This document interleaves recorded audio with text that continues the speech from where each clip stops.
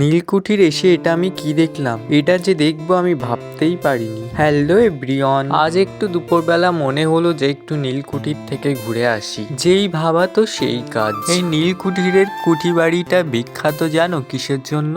নীল চাষের জন্য।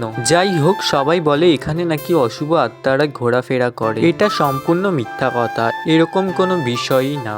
তারপরই না আমরা চলে এসেছি উপরের দিকটায়, আর তোমাদেরকে দেখাচ্ছি একটা জিনিস। এই দেখো, এই দোতলার ছাদের এই মাঝখান থেকে পুরো ভাঙা, কারণ এটা অনেক বছর ধরে আছে। ব্রিটিশ আমলের বানানো এই নীলকুঠিরের কুঠি বাড়ি।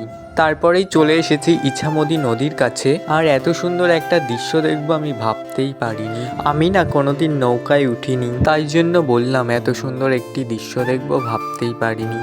আর ওই যে ওই সাইডে ছিল পার্ক, ওখানে খুব সুন্দর করে সাজানো ছিল, সব ভেঙে চুরে গেছে। চলো তাহলে আজকে এই পর্যন্ত।